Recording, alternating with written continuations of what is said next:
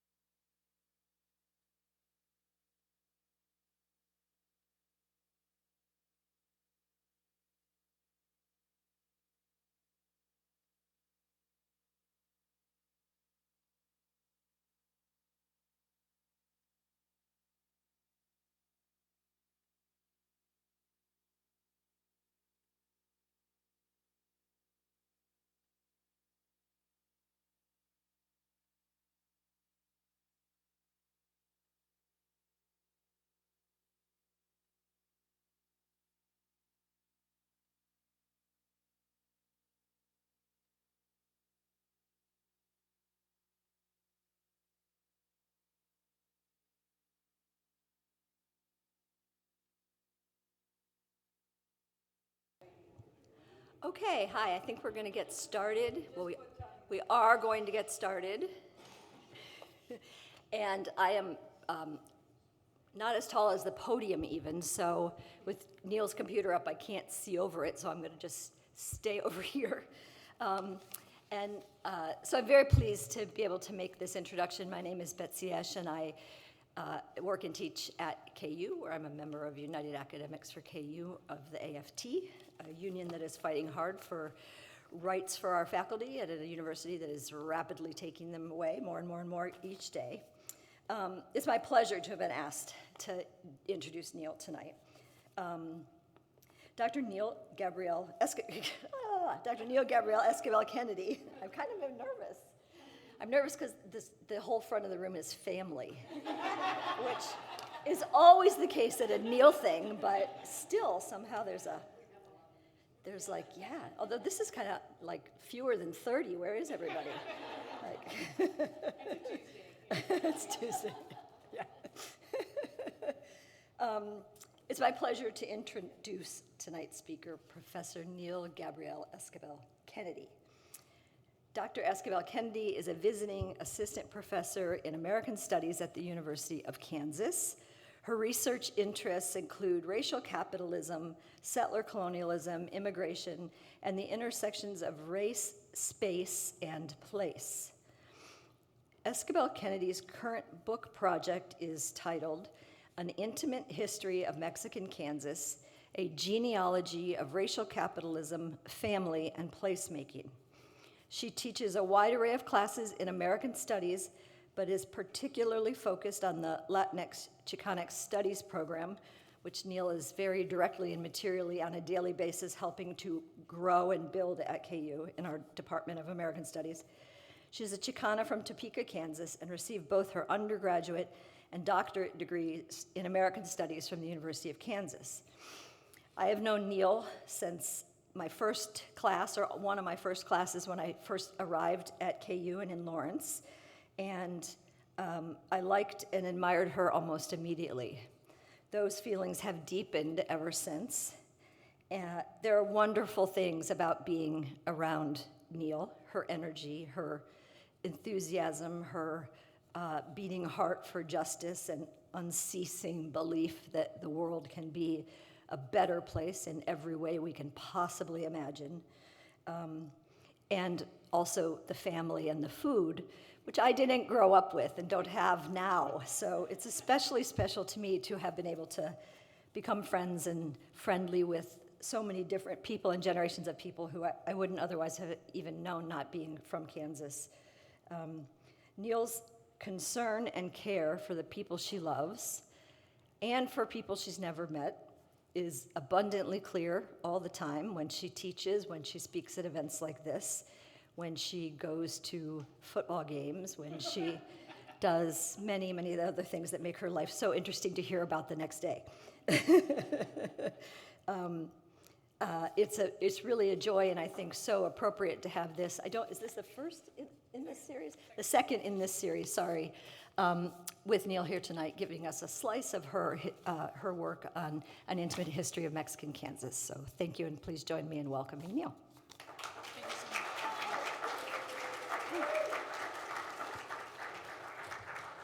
Thank you so much. Can everyone hear me? We're good? Awesome. Thank you, Betsy, so much for that introduction. What she failed to mention is she was also my advisor who helped shepherd the dissertation that is now becoming this book. And so very, thankful for her and all my other professors who are here that are now my colleagues. So today we're going to walk through what I call intimate history, because it is, as Betsy said, my personal family history as well, as a, more generalized history as well. And so why I say, intimate and what's that mean to invoke is to think of the family as an archive. And so here we have baby Neill. I always like to show this picture on the first day of class to say that we're practicing vulnerability. So here's an embarrassing picture of me from my childhood where I am not happy to be getting my hair done for the annual Fiesta Mexicana parade that has, the parade itself hasn't been going on since 1933, but the Fiesta itself in Topeka, Kansas has just celebrated its 91st year. And so to think about my culture, my family, my neighborhood where I'm from, and my home state, which my family has been in for over 100 years, juxtaposed with this other image I have here, which is from a project I was part of called Reclaiming Home, remembering the Topeka Bottoms. And this is my Aunt Loretta Ortiz, who is saying, I can't show them anything. And what she resents is that her neighborhood, the Bottoms, which also where my grandfather was from, was destroyed by urban renewal, and took 3,000 people, a black, brown, and white working class community, and completely destroyed the community and the homes and the lives that were built there over the first half of the 20th century. And so, intimate is used to try and get at both the amazing and beautiful things that family and culture can bring, but also the really intimate, personal, and even tragic stories that we hold. Even my Aunt Lori her neighborhood was destroyed in the 1960s, and yet that resentment is still as pure as it was, even more so then. So kind of get at both of those sides of things, the good and the bad. And I'm not alone in this and thinking about family as an important institution. English professor Rafael Perez Torres says that there's a contradictory nature in family. He says, quote, "It serves as one location where the doubled position of self-creation and identity containment makes itself most clearly manifest. The family as a biological and ideological reproduction is an institution that preserves and passes on knowledge that can be both liberatory and oppressive." So wanting to really walk that line and see what the full picture of living, breathing history is for Mexican Kansas. So we're going to first kind of start with honoring my family. This is my grandparents. They were both Sal and Katie Esquibel, Sal Adonio and Catherine Esquibel.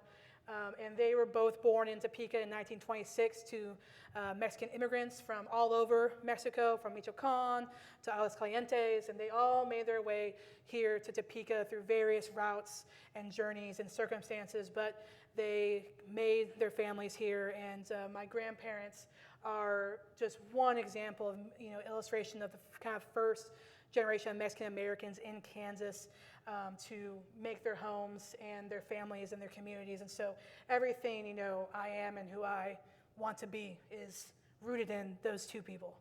So thinking about Mexican American culture and what that details here, the kind of actually curation of Mexican American identity is happening on the ground floor here in Kansas. We have to think about the massive amounts of immigration that are coming from Mexico into Kansas. The biggest swath of that was during the Mexican Revolution, which was from 1910 to 1920.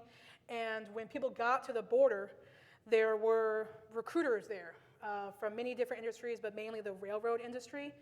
And so, big employers of the Santa Fe, the Union Pacific, all were desiring Mexican labor, not just in the Southwest, but throughout the United States, and especially in the Midwest, from here in Kansas to Missouri to Wisconsin to Michigan and to Chicago. And so this is really where we see Mexican immigration and Mexican community building and placemaking really take off outside of the traditional homelands of Mexican Americans of the Southwest, right?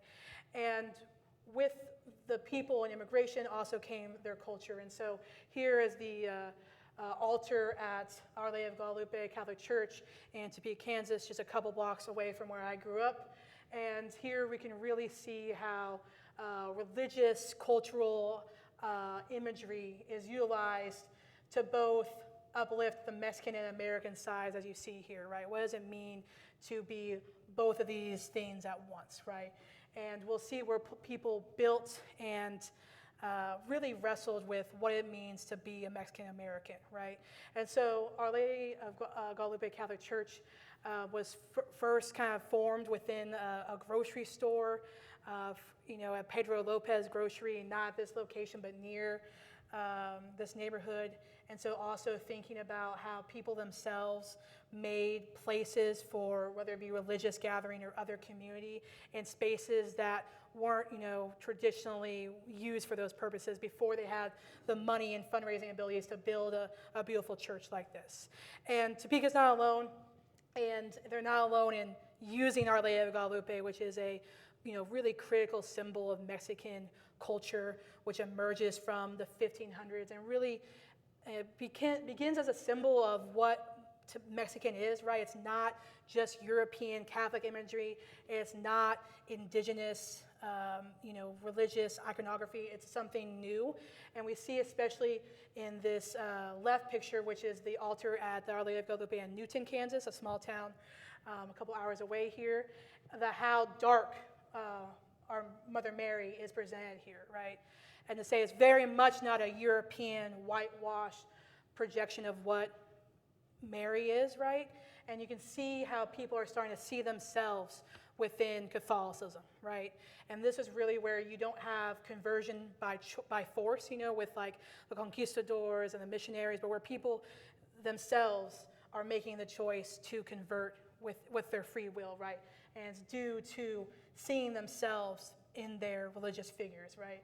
And then the image right here on the right is Hutchinson, on the west side of the state. So you can really see how Our Lady of Guadalupe is used as this, rooting cultural imagery across the state, right?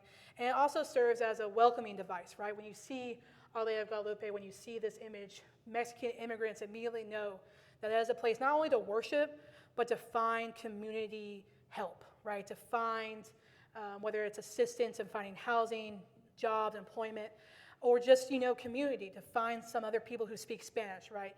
Who eat the same food you do, right?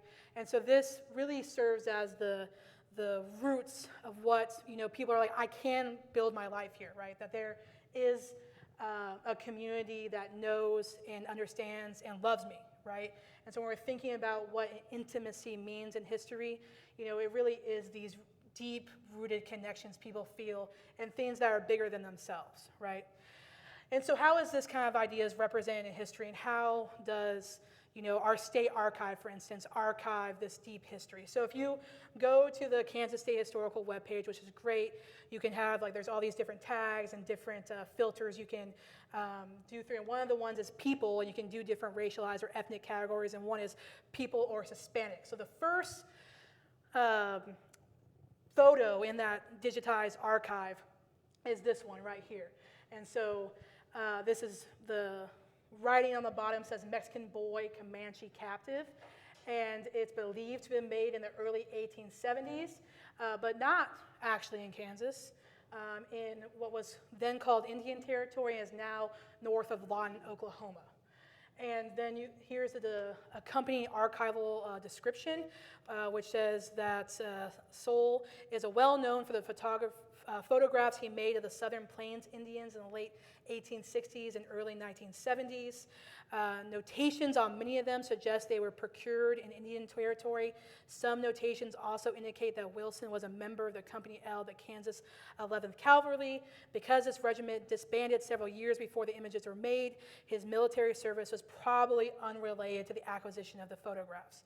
And this really opens us to the fault lines of the archive, right? And how speculation is needed. We have the word probably here, right?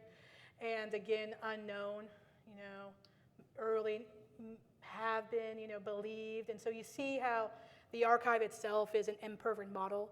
And so when we're thinking again about how do we write history, how do we know history, we see from the very beginning that it's not a perfect science, right?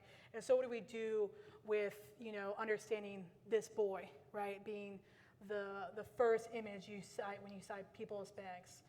And it immediately throws into the United States history, right? It brings Mexican, so-called Hispanics, right, into the thrust of settler colonialism, into military expansion, into how this nation is built state by state, town by town, right? And also we have, violence at the center of it, captive, right? How is he captive? Where is he from originally? And it leads to all these questions that really you maybe never will find the answers to, but it's still important to try and ask those questions and think about the connections to today, right? And then it continues in the archive with figuring out more questions than answers. And so the second archived photo in this series, People Hispanics, on the Kansas State Historical Society, is this picture from Lane County, Kansas, which even by Kansas standards is in the middle of nowhere. I think today, the 2022 census has 12,000 people in the entire county. And so on the bottom here you have 12, learning to work and keep things clean, Mexican relief camp. And the accompanying description says this maybe was taken in the 1880s, 1890s, really unknown, and really nothing else with this. This is all we have. And when you're thinking about the knowledge we have of understanding Mexican immigration to Kansas, you understand that the majority of people are coming during the Revolution, which is decades preceding this image. So why is there a relief camp? Where are they being relieved from? Who brought these people here to the middle of Kansas? And why do they think they need to teach these people how to work and keep things clean, right? And as the person who took this photo, the person who wrote this on the inscription, right? Unknown. We have no idea. And so there is, again, so many speculations you have to make about the nature of archiving history like this, right? And the layers upon how do we procure an image, who wrote this, who categorized it, right? But yet it still teaches us so much about how Mexicans were viewed, both then and contemporary. And this continues throughout Kansas history. So we fast forward to 1917. Here we have an illustration published by the Topeka Journal, September 1st, 1917, a scene in Topeka's Little Mexico. And here we really do have the history of railroad and Mexican immigration plainly illustrated for us here. We have, child figures here, and then we have a lone kind of maternal figure, an older figure right here in the doorway. But notice here, Ashton, Topeka, and Santa Fe. And so this really does highlight the history of when I was talking about previously about recruiters being on the border and being like, come up to Kansas. Not only will you have a great job, you can bring your family, we'll provide housing. And then they show up to Kansas, and this is the housing that's provided for them. And so thinking about that, despite the conditions of living in a boxcar that was never meant to, be a home for people, people are still making it a home, right? Both through chores, but also play, right? And this, again, is kind of that twofold in nature of what I was talking about in terms of intimate, right?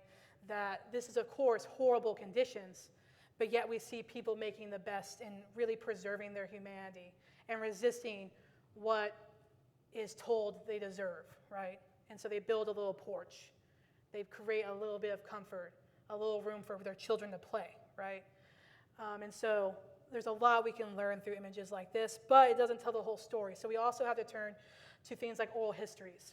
And so I've done a mixture of interviewing people myself, but also there are great oral histories within the archives. And so we can see this in the first quote here, which is from the Our Lady of Guadalupe Fiesta Mexicana magazine from 1982. And so again, I'm not the first person to think, it's a good idea to write people's stories down. I'm just one of many. And so thinking about how they, quote, they barred us from buying homes in certain locations, which was most of the city. To buy a home outside of our area and be happy was out of the question. We were kind of a colony here, and we took care of one another. Some of our people lived in boxcars or equivalent. The next quote is from an interview I did with George Vega, who will come up again later on in this talk. And he says, Maple Hill, Kansas, for a number of years is where he's from. And my father, they lived in a boxcar along with a white family and a black family. These three families living in boxcars there. And so thinking about, again, how this isn't just a Mexican history. And to understand Mexican Kansas means you have to necessarily also understand white, especially white working class history, and you also have to understand black history, right? And how these class and racial designations were operating on the ground basis. And just because segregation was a law of the land, he's talking about the 19-teens, 1920s, doesn't mean that was just the lived reality of many people, right? And finally, we have another great archival oral history here, which says, quote, Mexican families who were not sold houses in other parts of town moved out of their section houses and boxcars into the colonias and into the Russian-German neighborhoods close to the Santa Fe shops. Russia Town, an area now known as Oakland, turned into a largely Mexican neighborhood, triggering much resentment from the Russian Germans. John Garcia, who moved into Oakland as an 8-year-old in 1923, remembers being spit in the face by his Russian-German neighbors as he walked with his father to their home on Wilson Street. And so, as much as, again, these white people and black families and Mexican people are living together, it doesn't mean that there was harmony, right? So as much as there was community on some ends, there was discord and even violence on the other. And so how do you really get into telling this multifaceted story? And, when they mean right by the railroad tracks, we mean right by the railroad tracks, right? So these are the Santa Fe shops in Topeka, Kansas. You can kind of make out what's now the Activity Center for Our Lady of Guadalupe. The church is right behind this building. And then this is the neighborhood of Oakland, which I'm from, and which the oral histories we're talking about. Here's another angle where you can see the church and the other side of the Santa Fe shops here. And so where exactly is this in Topeka? This is a map of the city of Topeka from the city engineer's office from 1927, so 10 years removed from that illustration we were just shown. And this is a map that details the historical process known as redlining. And this happened not just in Topeka, not just in Kansas, but in every major and minor city across the country for the most part. And this was done by, you can see, city engineer's office, but in tandem with real estate developers and also larger government entities. And what redlining is meant to denote is really this color code system, right? Where A, the green, is the best. And what this color system is supposed to denote is basically investment on the house, right? So whether you be approved for a loan, whether you get a mortgage, and also the value of your home based on this area, right? And so we can see how the system goes, and then D being red, being hazardous. You can take a guess as to where Oakland is, which is actually right here, and it goes all the way around. So you can even see in 1927 what was still a stronghold of German and Russian housing versus where Mexicans had started to live, right? So even in the same, what we would consider Oakland today, this is the same neighborhood, you see how the racial divide is operating here. But what's more interesting is where those boxcars were 10 years prior are in this industrialized area that says business industrial, so not even marked for housing, right? And so thinking about placing people in an industrial area that's not even fit to be even considered red lines, right? And so the layer is built upon this. And the 1927, we're almost 100 years removed from this, but the neighborhoods that are redlined here are still the poorest, most racialized neighborhoods in Topeka, right? And so when people say race doesn't matter, we've long figured out racial relations in this country, it's really written into each and every one of our cities, right? And so we also think about the bottoms of the neighborhood where my Aunt Lori is from, that the first poster that was destroyed by urban renewal, that is right here. And what is urban renewal? Why was their neighborhood targeted to be destroyed? And urban renewal is, again, not a process that is located just in Topeka, just in Kansas. It is a national entity that was state-sponsored or government-sponsored, and it was mostly done through the construction of highways, was primarily the vehicle that was used to promote urban renewal, but there was also just pure slum, quote-unquote slum clearance, but also another famous case is Dodger Stadium in East LA was another urban renewal project that destroyed a predominantly Mexican-American neighborhood in East LA. So the I-70, for all of those who have gone through Topeka, how it kinks around downtown, it kinked around downtown on purpose to destroy that D12 neighborhood where 3,000 families lived. And so when we think about the consequences of that, we see the neighborhood pre-urban renewal. I'm not saying it was like the Beverly Hills, but I'm saying you can see people playing, you can see cars, you can see life, but you can also see the railroad tracks, right? Very much still. But what's the difference between that and where people are living now, right? Here is the same street today, right? If you go in the bottoms today, you had no idea that 3,000 people live there. It is all this vacant wasteland of industrial buildings. And here we have the proposed, what this was supposed to look like versus the reality. Then we also see who was in the room making these decisions, right? And we have one black gentleman here, right? But then the vast majority white, right? We have another couple black gentlemen here, black woman back here.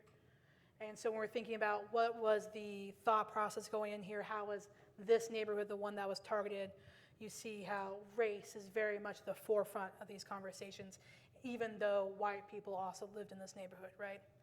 And so to think about segregation, Kansas is known as the Free State, right? We are the Jayhawkers, all this stuff, but we are also the home of Brown v. Board, right?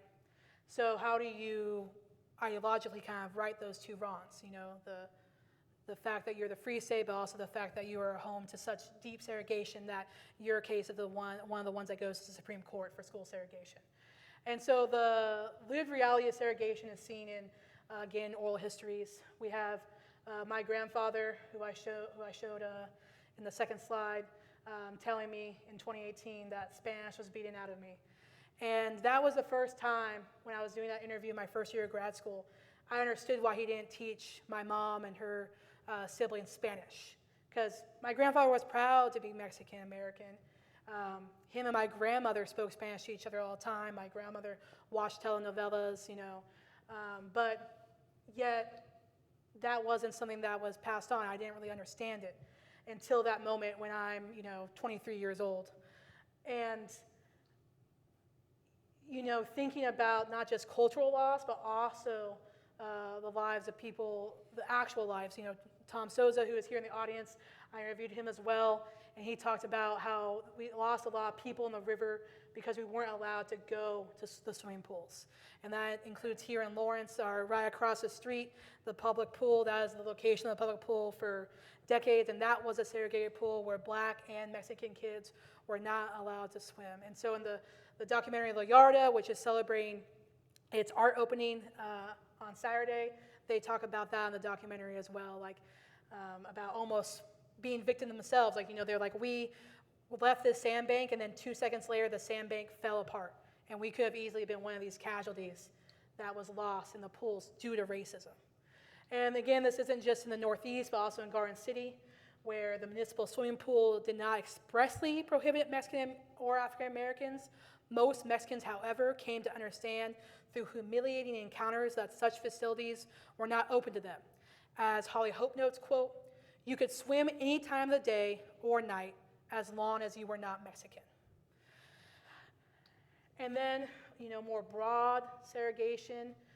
Some places they won't settle as Spanish people, It had to be in a sack just for the Blacks and Mexicans. And here, you also have an interesting, connection between, calling yourself Spanish, but also being Mexican, right? And so thinking about how even those calls to Spanish white racialized, identity, which is, true for many Mexicans, did not save themselves from being segregated, right? As white or as white presenting as people were, it didn't necessarily save them from segregation. And that is the same for Black people as well, right? Sometimes you could maybe get away if you were light-skinned enough with, sitting in the bottom of a movie theater instead of the top.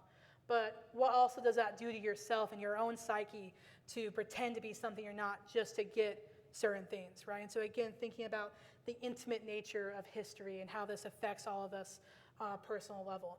And of course, schools are not, divorced from this. That's kind of, what Brown v. Board is about, right? School segregation. And so here on the left is a Topeka High, the High School World newspaper article from 1914. And as you can see, it simply says Mexicans. And, it's pretty horrendous, all of it, but I'll just skip to this bottom part here, which is some people look forward to the day when the Mexicans will become a strong race and be a credit to humanity. It is these people that are the highest type of optimists. For when that day comes, when our neighbors across the Rio Grande become assets to the world, that same day the rivers will run uphill and a populist president will be elected. Of course, there are some good Mexicans, but they, like the good Indians, have separated their carcasses from their soul. So therefore, echoing the assimilation theory of, kill the Indian, save the man, or the only good Indian is a dead Indian. So here again, we see the connections to settler colonialism and how racialization connected to indigeneity is so strong, in fact, that a high school student is writing this for the world to see, right? And this is my alma mater. And then on the right here, we have a fully segregated Mexican school. This is the Clara Barton School in Kansas City, Kansas, in the neighborhood of Argentine. And this was created in 1922 at the behest of not the school board or not the state government or even federal government, but at the behest of white citizens themselves.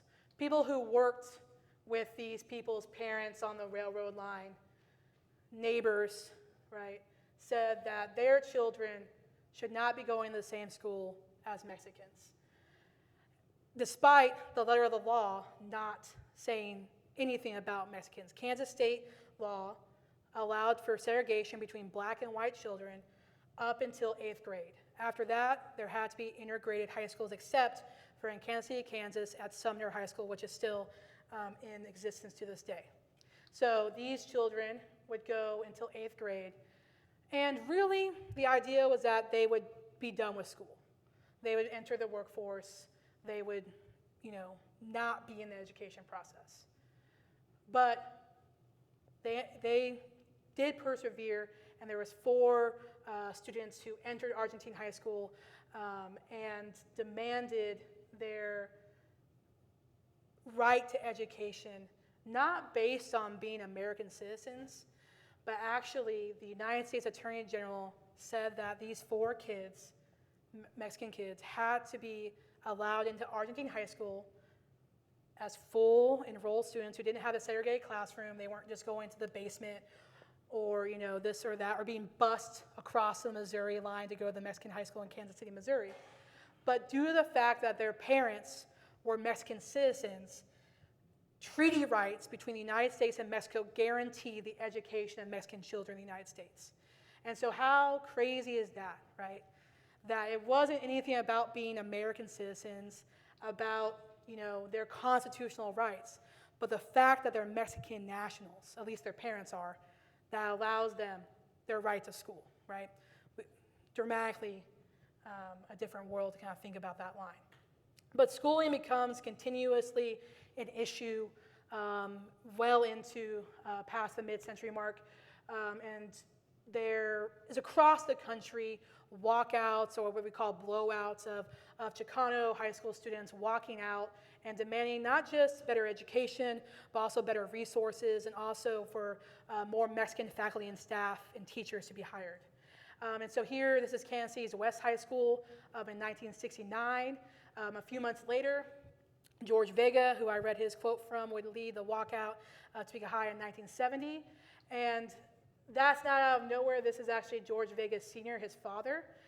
He comes from a line of activists. This is a UFW letter to his father about organizing during the Great Boycott. And so thinking about how labor organizing and the school activism very much interconnected through generations, right? And thinking about people standing up and demanding their rights and refusing to not assimilate, right? Or refusing to assimilate. And that's also seen again culturally. To go back to the Our Lady of Guadalupe Church, this is the front of it.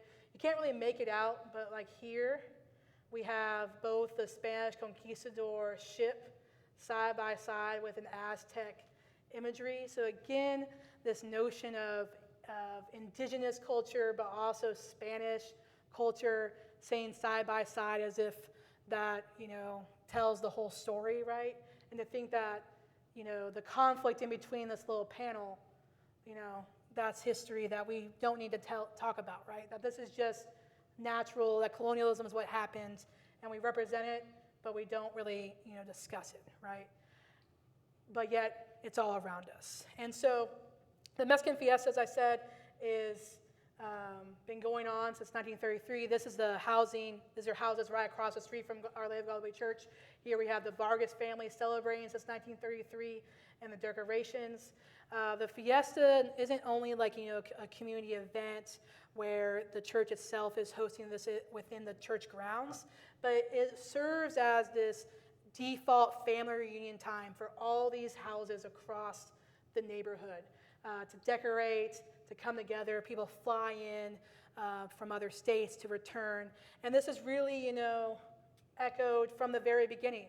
This is from 1933, from the first fiesta, is this idea of celebrating Mexican culture that is diverse in itself, right? Really also leaning into regionality. And so the Mexican dancers who perform the traditional folk dances really represent this, especially through their costumes and the dancing and music themselves, right? And so the attention to detail is a historical kind of archive in itself, right? It's a living, breathing performance of history, and also showcases the diversity of Mexico, right? That being Mexican isn't one thing, and that each specific region and place has its own history and culture that's worth celebrating, right? And, kind of seeing how much the fiesta has grown. This is from 1982. And so again, this is like the Vargas house right here. This is the church. You can kind of see how big it is even when the 80s versus what it looks like today. So this is from a couple years ago. And now the carnival, which you kind of can make out here with like the Ferris wheel. The carnival now is in the Santa Fe parking lot, and this is how big it is. It's a drone shot. But I love this, again, you can see the railroad just right there next to the carnival, right? But really what makes this work, it's not just, getting the Texas Roadshow Carnival to come by, but it really is labor, and particularly women's labor, that makes the fiesta still run to this day and through the 90 years. And so again, to think about intimacy, what's more intimate than cooking in your own home, right? This is not at a activity center or a church, facility, which we utilize today, but this is someone's personal home where they're rolling enchiladas here, right? And to think about the tedious process of doing this labor, right? And how they invoke the assembly line, kind of like more modern ideas of labor, right? In this traditional kind of thing. I mean, maybe we could say that Mexican women maybe invented the assembly line. We can rewrite that history and take it from forward. But what I love about this picture is it's recreated time and time again today, right? And so now we see the industrialized kitchen, how the material production of their labor is now in this giant activity center that has a gym, has a basement, has 2 industrial kitchens, right, where you can pump out food. Here's another image here.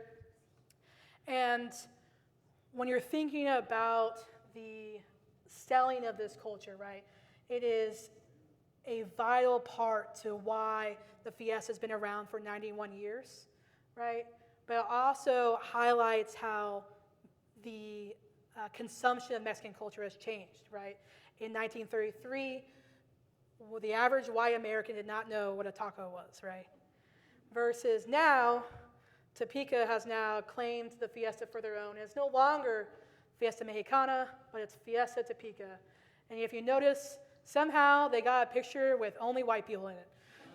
I don't know how they managed to do that, and how they managed to decide that this was the picture that they're going to roll with for that. And to juxtapose that with the volunteers that are seen here, you see that that's not necessarily the reality, and that they also did have better pictures to choose from. But again, thinking about how it's really unpaid labor, still to this day, volunteers who are making this thing run, right? And again, we see how food is at the center of that. And it's not just, food and religion, but also thinking about lowrider culture, which isn't something that's seen as being a Kansas thing, right? But this is actually a little essay written by one of my former students who went to this event for extra credit. And again, to think about intimate, here, he showed us a documentary of lowriding in the heartland. My cousin was in it.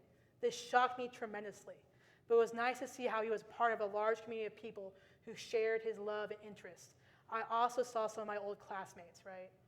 And to think about how even culture you're not a part of, right? How that you have no interest in, right? This person just went to this because I offered extra credit, right?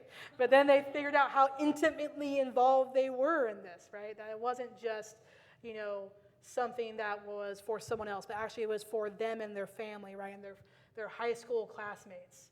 And I love this part because the propaganda of history is one of my favorite things ever written by the great historian, sociologist, kind of jack of all trades, master of many trades, W.E. Du Bois.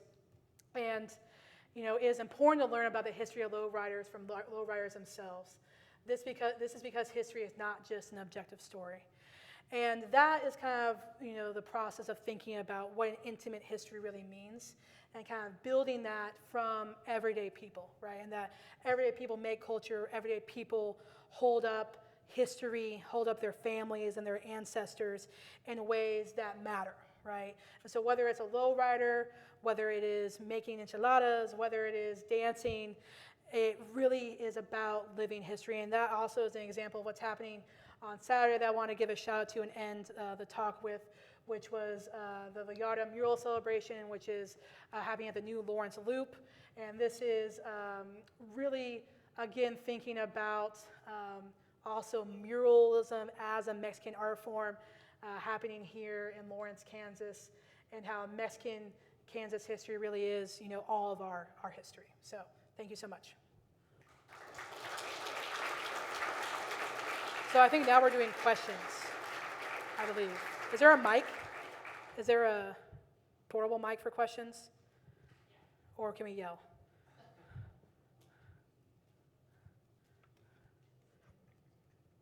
If anyone wants to project, they can go first.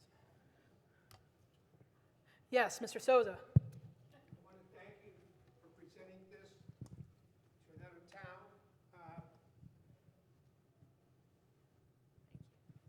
town. We did this in Topeka, Kansas, thanks to her and KU. Very wonderful presentation of our bottoms, where I was lucky, I lived there. No matter what you saw in one of those pictures, that is not the true bottoms, that is bottoms. The people of Bottoms have contributed an awful lot to this community.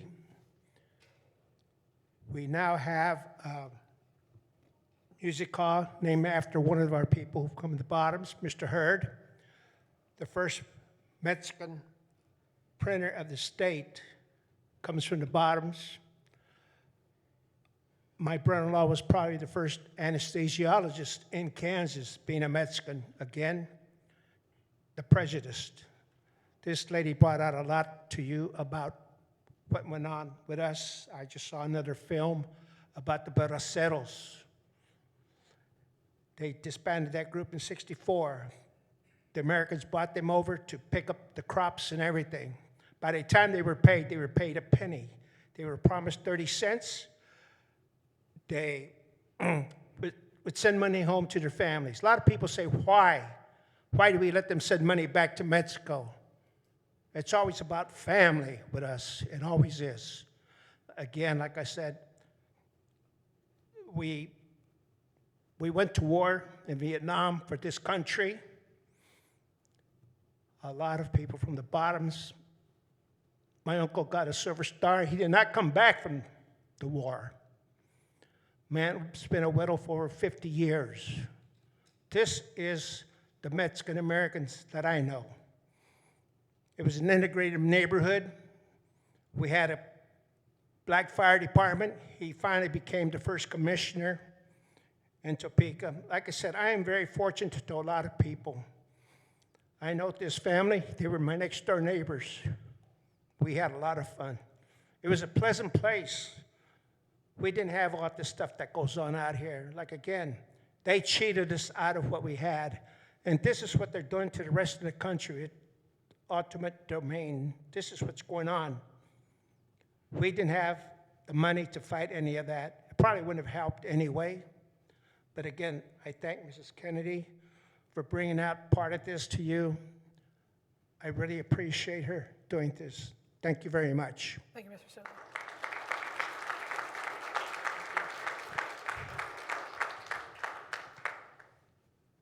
Any other questions, comments?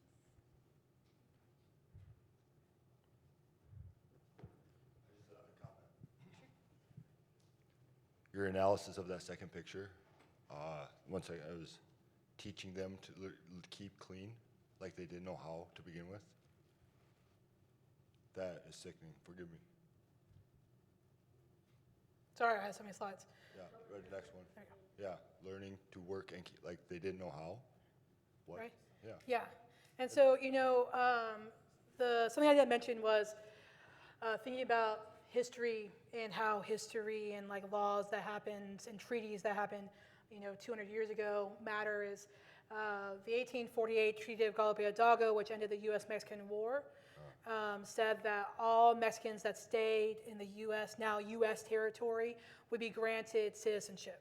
But at that time, the law that governed naturalization laws said, it was the 1790 Naturalization Act, said only free and white people can naturalize as U.S. citizens. So this automatically, legally made Mexicans white. Okay. So a mechanism they use to racialize and control discrimination, but not legally do the bounds of race, is often through hygiene like this. And so, like the segregation of Clara Barton, for instance, the schools, they legally weren't allowed to create these Mexican schools. Like again, like the law was black and white, but they created these Mexican schools and they used hygiene. That's why Mexicans were called greasers. And then they used language. And so that's like, oh, we're not talking about race, we're talking about language and hygiene, but yet those are just, code words to really be talking about the racialization of Mexicans. Also in that picture, I noticed the clothing, very Anglo. It was not Mexican culture, I don't believe. So maybe some kind of missionary. I don't know. They just don't look. I mean, maybe I'm wrong. Yeah, like some of the hats. No, the women mainly. Yeah, the women. Yeah. Or is that native? I mean, that's the other thing is like these could very well not be Mexican women, right? That's another thing we don't know, right? These could be the women who are so-called teaching them how to keep things clean, right? Oh, yeah. So they could be Anglo women, or again, they've been Mexican women who have been, these are the clothes they've been given, right? And so very good reading of this as a primary document.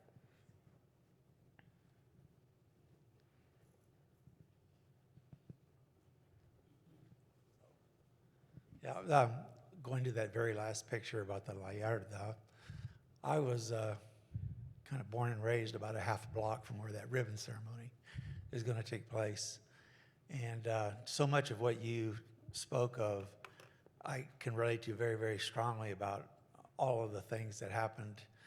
Your situation in Topeka, but then mine here in Lawrence. But myself and all of my family we can attest to a lot of the racial conflicts that we would run into. But surprisingly, within that neighborhood that we were brought up in, which was a mixture of Mexican, Black, and Anglos, is that we never experienced any of that type of. It was maybe the poverty was a factor in bringing us all together. It wasn't until we crossed Massachusetts Street that all of a sudden things changed and changed drastically.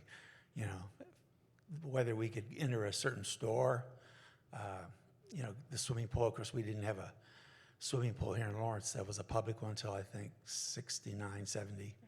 And so, I didn't learn to swim because I wasn't going to go to the river, and I was afraid of that. But anyway, I thank you for it because it brought back a lot of thoughts that I personally was remembering. Thank you so much, Michael. Yeah.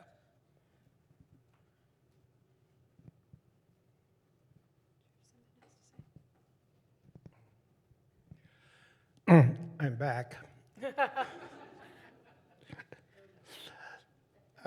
Again, the lady that's going to sing this weekend, her grandmother started a mariachi program. It's the oldest mariachi program in the United States.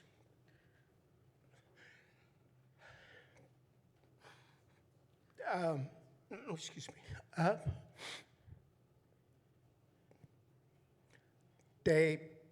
Quite a few passed away at the Hyatt Regency. We finally decorated a statue, the only woman's statue in Topeka, Kansas, to her grandmother, Mrs. Chavez. She taught a lot of people a lot of Mexican music. If you go back to that caboose, when they came, that was in Carbondale, I believe, I believe it was around Carbondale. You would come, you would get signed a caboose, you would go from one to another, you finally get to number one, and you get to move to Topeka, find a house. And I'm talking about discrimination.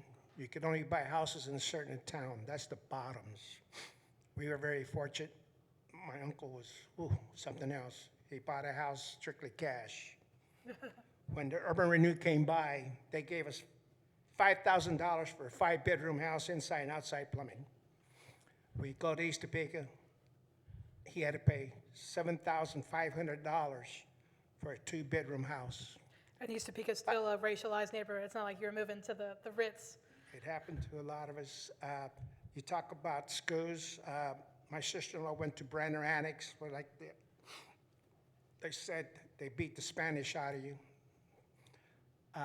It was basically for Mexican Americans to probably learn what you're supposed to do if you're white. I don't hold that against anybody. I really don't. I have so much history of this wonderful town we lived in the Bottoms. We are going to celebrate our 29th reunion. I have a gentleman coming who is 100 years old. He remembers the Bottoms. Again, thank you. And like they said, you'd have to go swimming in the river. My uncle lost his wife there. We lost 2 people there. They finally built a pool for blacks and Mexicans, basically. And that's where we went swimming. Eventually, we got into the other one, Gage Park. Again, like I said, you know, I remember so much about the Bottoms. It's ridiculous. I'd love to share it with people, I really do. Again, we're going to celebrate our 29th reunion from the Bottoms. And it's October the 4th. Anyway, thank you for letting me talk. My wife says I talk too much, and she's true. It's very true. But, you know, like how the Bottoms was destroyed in the 60s. You know, my mom, I will give away how old she is, was, you know, a baby. And yet she's on the Bottoms Reunion Organizing Committee, right, a neighborhood. She doesn't remember, she doesn't know, but yet she does it to honor our grandfather who was born and raised there and who, you know, coached you for like a second in baseball right before he kicked you off the team for not listening. And, you know, again, like I'm 30, and so I've been going to these reunions my whole life. And I've never, you know, I didn't picture it until I started doing this research, like what actually was lost, right? I didn't understand it as a kid and really even into adulthood until I started graduate school. And so again, it goes to prove like, you know, history is right underneath us and sometimes we don't even know it. I think we have time for one more question if anyone has one.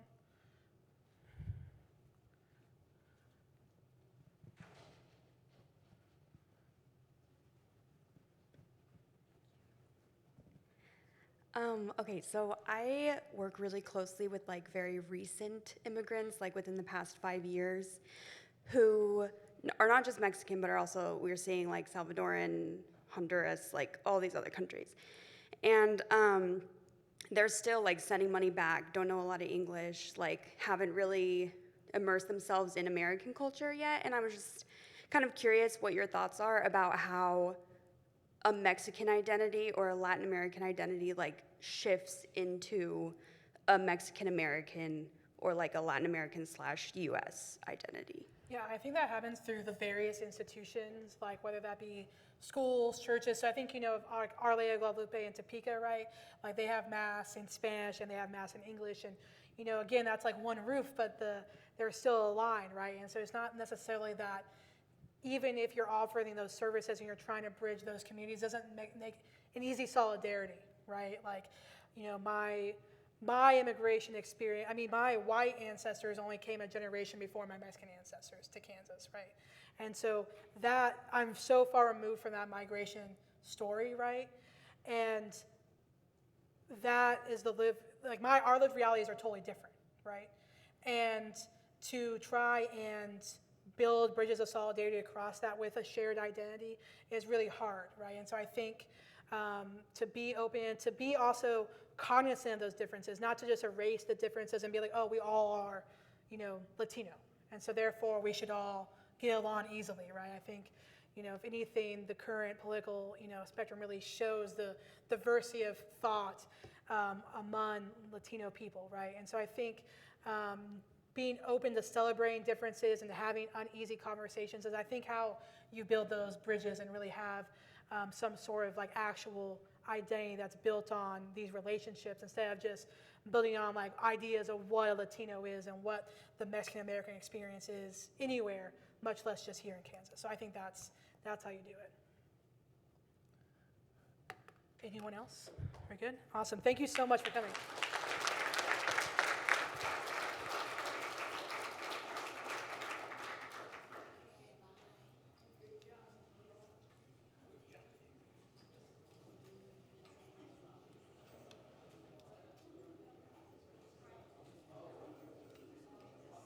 Awesome. Thank you so much. Thank you so much. That was awesome. Thank you.